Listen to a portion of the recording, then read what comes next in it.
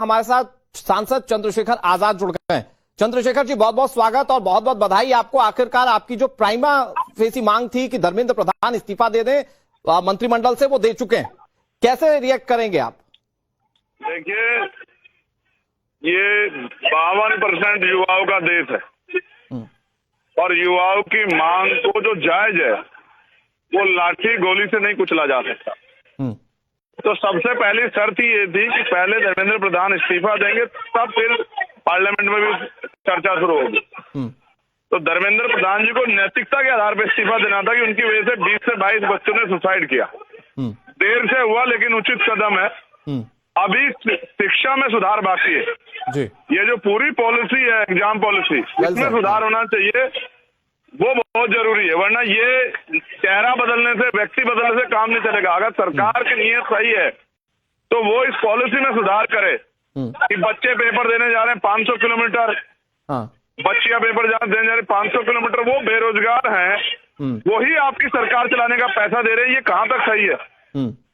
दूर दूर centre paper की परीक्षा में जो हर बार जो है भाई नौकरी आई 10,000 वैकेंसी और पेपर फॉर्म भरा 10 लाख बच्चों ने, 9,90,000 बच्चों का जो पैसा है वो तो सरकार पे चला गया। तो बेरोजगार लोग हैं, इनको क्यों लूट रहे हो? ये लूट का काम बंद होना चाहिए। मैं दो चीज इसमें आपसे और समझना चाहूंगा। एक तो ये क्योंकि आप भी लगातार अनशन कर रहे थे संसद परिसर में, तो उस अनशन को तो आप पूरी तरह से आप खत्म कर देंगे?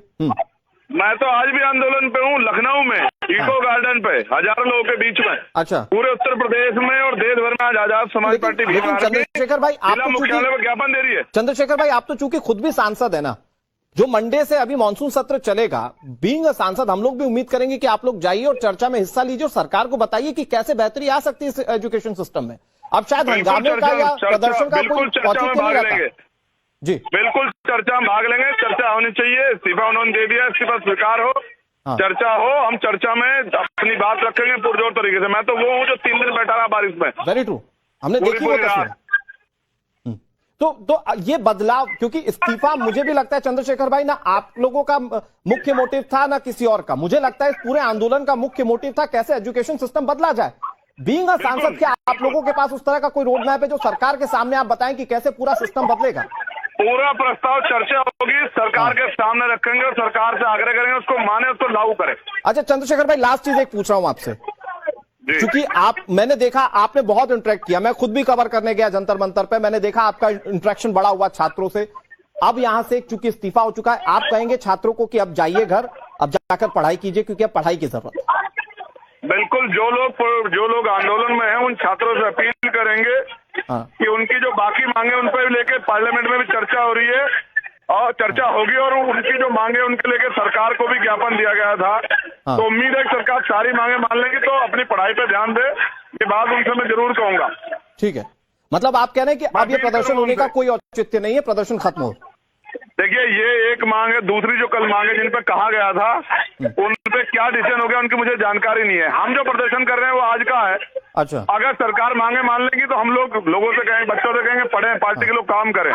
अगर कोई मांगे रहेगी तो उसके लिए भी बात करेंगे। अच्छा, सियासी प्रदर्शन सुधार के लिए था, किसी व्यक्ति के खिलाफ नहीं था, सरकार की पॉलिसी के खिलाफ था। बहुत बढ़िया चंद्रशेखर भाई, ये सुनकर अच्छा लगा कि आप लोग छात्रों के बारे में इतना सोच रहे हैं। एक चीज और मैं पूछ रहा हूं, क्या विपक्ष को भी कोई नसीहत देंगे, क्योंकि उन्होंने जबरदस्त हंगामा किया, संसद चलने ही नहीं दी।